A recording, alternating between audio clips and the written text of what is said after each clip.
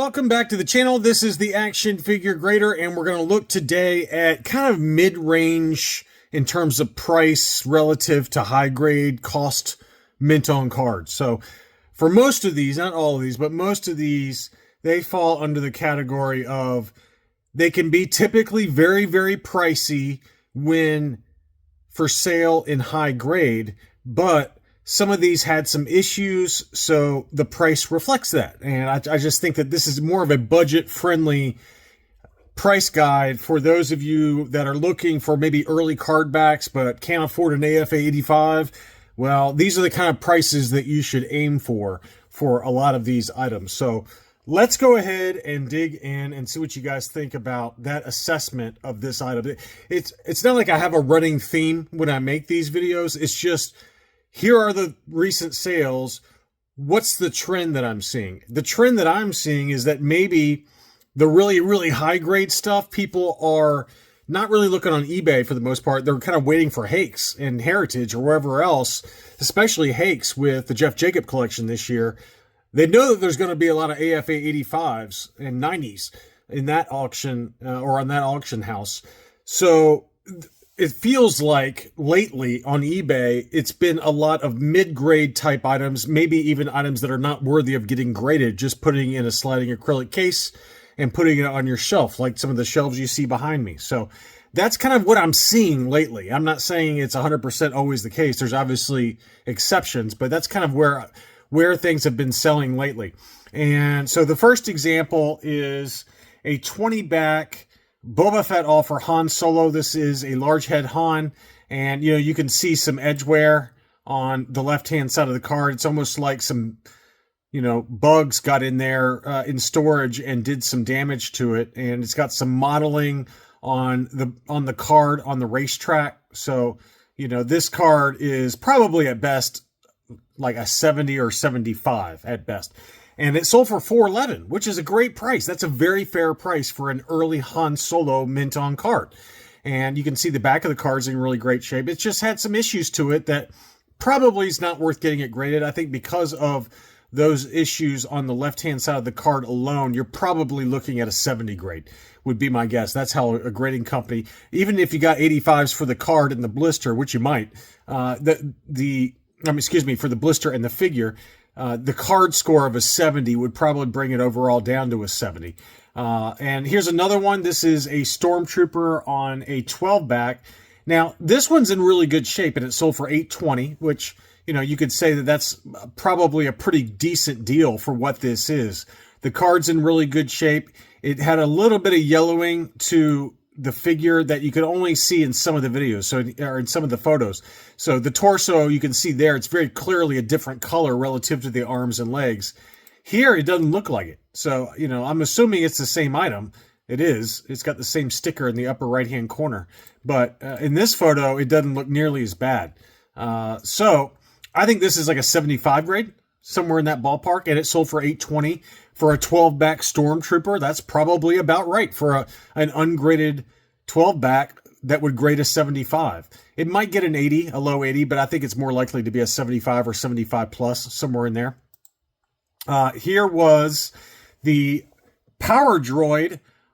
This was a 21 back, and pretty decent shape overall. The back of the car's in decent shape, had some scuffing to it. Front of the card looked pretty good. I mean, the stem looks pretty. The first thing I always look at with Power Droids is the stem of the blister, because it's such a much longer stem versus other characters that it's easy to get damaged over time. This one looks pretty decent, though. You can see right here a nice close-up of the stem. Looks like maybe it has a slight ding to it, but I would argue that this price is even low at $361. I think this has a decent chance at an 80 grade. The only thing that could really hold it back is there might be some kind of weird staining, yellowing going on the racetrack. So that could just be a sign of improper storage over time. But, again, it could just be photos, because here it looks pretty good. So I'm guessing this one probably gets about an 80 grade.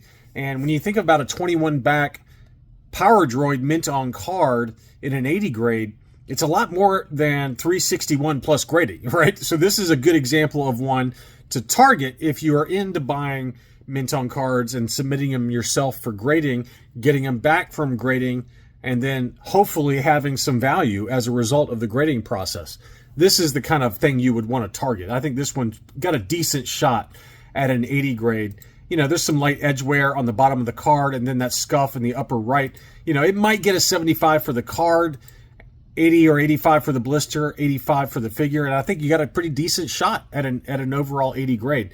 And, you know, that would be easily, what, in the $800 range for an 80 grade for the 21 back power droid if it was already graded. Here's another one that sold that was already graded. This was an unpunched snaggletooth, no price sticker, clear blister AFA 80. 85, 80, 85. So 285 subscores, and it sold for $1034, which is kind of right on the money. That's about where I would estimate. If someone showed me photos of this and say, hey, what is this worth? I would have said about $1,000, somewhere in that ballpark, maybe even a little bit higher than that. So I thought that one kind of sold right at fair market value. Here was a 70 grade Death Star droid. So this is a case where, you know, whether this was graded or not graded, it probably would equal about the same value, right? I don't think you really gained anything by getting this thing graded, other than just having some certification behind it. But I think that if you had listed this 20-back G Death Star droid ungraded, pointed out the flaws, you know, to be fair, then it probably would have sold for about the same price. And I'll show you why in a second when we get to the next item. But the reason it got to 70 grade is because the card had some noticeable creasing by the hang tab that you can see there.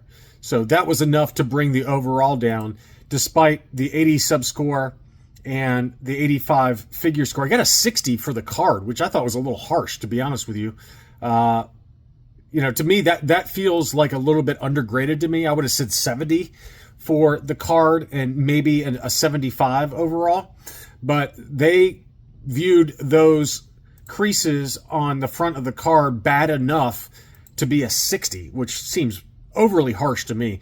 Now, again, it might have some staining right there on the racetrack there, so there could be some other issues going on that I can't really see that well that they're accounting for in that 60 grade, which is very possible. But for a 70 grade, this presents really nicely, and you got it for $320. Now, you compare it to this one that was ungraded, it sold for only $20 less. It's not the exact same card. This is a 21 back offerless, but it gives you the idea, right, that this is probably in about that kind of grade. You know, you could make an argument that this might even be a 75 based on the photos. So, you know, pick your poison, right? You know, do you roll the dice and spend the money to get it graded? That adds probably another $100 plus shipping to and from grading company. Let's call it another $150. That puts you at $450 all in ish, versus one that's already graded a 70 for $320. So, you know, this one's probably in a little higher grade is what the market is basically saying, because it's ungraded and sold for almost the exact same price as a 70 grade in the previous listing. So, again, this, you know, if you can live with a 75 grade and you want to have it graded, fine. You know, this is the kind of thing you would target, but you really got to zoom in on photos and check things out. But, you know, at first glance, I would say this is at minimum a 75 grade versus the 70 on the other one that had the major creases by the hang tab. Likewise, here's a R5D4 that sold for $305, and it's every bit of, you know, a 70 grade at best because of the blister. The blister damage is pretty substantial in that upper left-hand corner, or excuse me, right-hand corner of the blister. The card, unfortunately, you know, it's in great shape. It's just unfortunate that the blister at the top there had so much damage. The bottom of the stem looked really good there. But, you know, again, the market's basically saying this is about a 70 grade. And it sold for about that, you know, $305, which is very fair. And not one that I'd probably bother grading. I would just put it in a sliding acrylic case. But that's a very good deal for a 21 back in that grade. I mean, for a reference point, I had a CAS 85 21 back R5D4 that sold for like $1,500 or thereabout. I don't remember the exact number. It might have been $1,250, somewhere in there. But, you know, that's 4 times what this one sold for. So that's a perfect example of, you know, how grading can make such a difference, and having it already graded. You know, if I tried to sell that one that I had ungraded, I probably wouldn't have gotten that price, because no one really knows for sure what the grade is. But because it was so clean and so perfect, I set it in for grading. It got straight 85s for the sub scores, and the price that I got for it reflected that. But This is, again, a good example of one I probably wouldn't bother grading. Likewise, same with this Greedo. $375 for this one. Obviously, the big issue is on the left-hand side, the litho tear from where someone tried to remove the price sticker. A little bit damaged by the hang tab, but nothing major. Blister looked pretty good. Maybe some light rippling to it. This is at best a 70 only because of that litho damage. Once you get that litho damage on there like that, that's so noticeable, especially on the front of the card, the 70 grade is going to be almost automatic at best. That's at best. So it's unfortunate that someone tried to remove that price sticker, because if you left it alone, you might get a 75. There looks like there's maybe a little bit of creasing by the top of the hang tab, so maybe it still gets a 70. But again, this is a good example of a very affordable 21 back Greedo versus having to pay $1,500 or more for a very, very high grade example. And this is the perfect example of something that should sell on eBay versus at Hakes, right? So here's another one. This is a 20 back E, and it sold for $850. I view this as an overpay to me because mainly of the sun fading to the card. You can see how sun damaged that front of the card is, how faded the colors are relative to this one. It's a pretty noticeable difference. So, I think that someone, overbid on that. And, here's the back of the card there. So this is one that was not stored properly, so it did get some sun fading to it.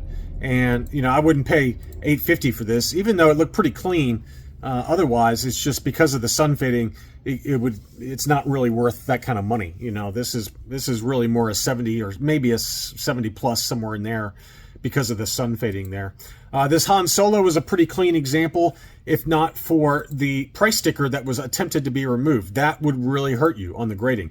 That sold for $480. Again, probably not a price I'd pay, only because of that damage around the price sticker. Otherwise, it would have graded very high, but because they tried to remove that price sticker, it did cause some litho damage. I think that could just all be price sticker, and then you put some butane fluid, and then it removes all of it very cleanly, in which case, then you got a pretty much fair market value, I think, for a punched example, clear blister, 32 back Han Hoth.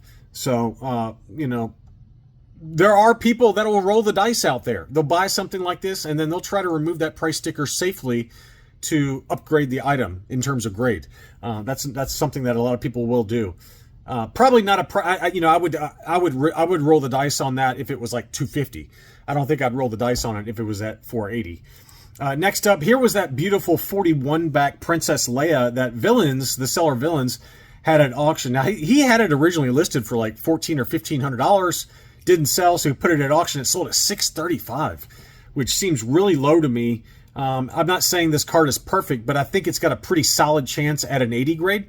Clear blister, very nice. I think it gets straight 80s, to be honest with you. Maybe even an 85 for the blister. So I think that was a really good price at $635. That went way below my expectation. I was thinking $900 to $1,000 as being fair market value for this, but someone got a really good deal, I feel like, on that one. That was a really nice example. Here was another one I sent out to my Patreon supporters because I viewed this as a perfect kind of buying opportunity.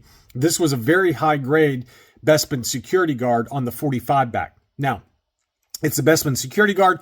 Most people don't care about that, but it's unpunched, really clean looking card. Blister was super nice. Very, very clean blister on that. And I think this one gets an 80 or an 80 plus very easily. Certainly an 80 grade. And, it was listed for $220. I mean, that's a great deal. Great deal. I think you could just take this, put it, get it graded, and you got some good instant equity on that one. It's probably a $450 item after getting it graded. So that I thought was a very good deal. The interesting thing is that this one didn't have any gold trim on the figure. So I don't know. It says the Smile Factory in terms of the code there. If you look, you can look below the proof of purchase. It has the S. That's the Smile Factory in Hong Kong. So it could be an error where they just forgot to paint the gold trim on it. It could be that degradation. I tend to think because this thing is so clean that it just never got the gold trim on the figure. So I think someone got a really good deal on that at $220. So, and by the way, whoever bought this, if you're watching, I did get credit for this from the Buy It Now alert I sent out. And so you did use the eBay affiliate link. So thank you very much for doing that. But I thought that was a great deal at $220. Next up was a yellowed 47 back Bosk. Very tough to find card back combination for this character. Usually they do yellow for the 47 back. The 45 and the 47 almost always yellow for Bosk. I don't know why that is, but you know, we saw a clear blister AFA 85 that Jeff Jacob had in one of the recent Hakes auctions that sold for 4 figures.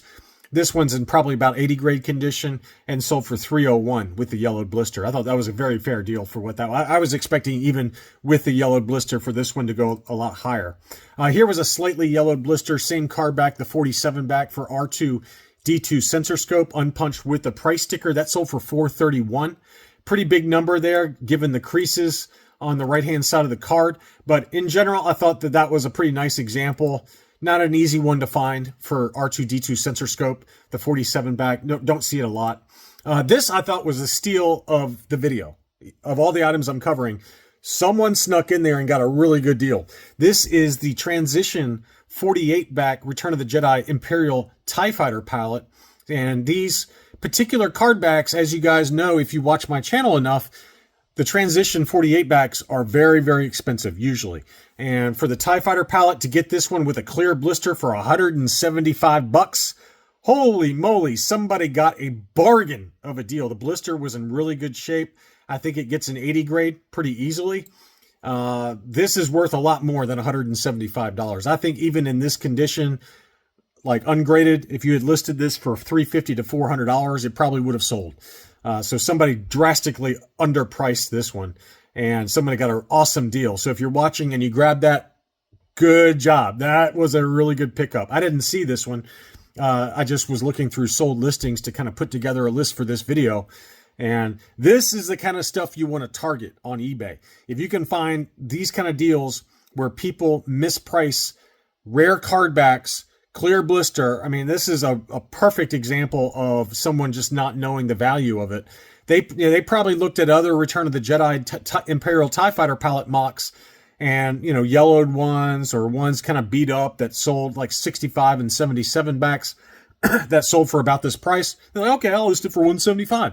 Well, you underpriced it because this is a transition card, and this is a very desirable card back for any character, and you can add. This is easily worth 2 to 2.5 times. It would be my guess on this one. So really good pickup, whoever grabbed that. Here was a 65 back C Emperor offer Luke Jedi. This is, again, you know, a good example of one to just put in a sliding acrylic case. Had some damage here and there. Yellowed blister, obviously. Unpunched, though. And that one sold for $175. Very good price, I think, for a Luke Jedi in about 75 grade condition. Here was a yellowed 80 Squid Head, unpunched, no price sticker, that sold for $243. That was sold by Star Wars Daddy, a YouTuber, and congrats on hitting, I think he's got over 11,000 subscribers now, so congrats to Star Wars Daddy on that. But I thought that was a very fair deal at $243. We had a clear blister. This was for Admiral Abbar, and which card back was it? This one was the 65 back B. So not his debut. The debut was a 65A, I believe. But very clean example, probably in about 75 plus grade because of the creasing on the right-hand side of the card. 260, maybe a little high, but you know, it is clear blister, so I understand why someone was willing to pay that. We had an AFA 85 Return of the Jedi laser pistol that sold for $700. That feels like a really good deal for an AFA 85. I don't know what the population report is on that, but an AFA 85 for this is not the easiest thing to find, and that price, I think, is very fair for an AFA 85 for the laser pistol. So very, very nice pickup there. Next up, some Power of the Force to round things out. Nothing too crazy here, but some fairly common ones. Lumat for $176.50. I remember when Lumat was going loose complete for $220. Now you can get one mint on card for $176.50. We had General Lando Calrissian. That one sold for $269. I mean, likewise, that used to be a $300 character loose complete. Now you can get it mint on card in about 80 grade condition for $269. That's a great deal. And then finally was a Luke Battle Poncho that sold for $450. Probably a little high in my opinion. It was correctly advertised as a C7.5, mainly because of that bad crease right above the hang tab there. So this at best gets a 75 grade. And in a 75 grade for this one, you probably, after grading, this is pre-grading. Pre-grading, this is like a $300, maybe $325. Post-grading, you might get $450 for it, and even that's questionable in the current market environment. So I thought that was a little bit of an overpay, and that's not terribly surprising given this seller. No offense to the seller, but they got all their stuff overpriced, in my opinion. None of their stuff is listed at fair market value, so just keep that in mind. But I'm not trying to dog on them. They do good service. They have, very, very nice mint on cards, but I've just found their prices to be way too high. So I hope you enjoyed this look at recent mint on card sales on eBay. If you did enjoy the video, don't forget to leave me a like. Thank you as always for watching, and I'll be back soon.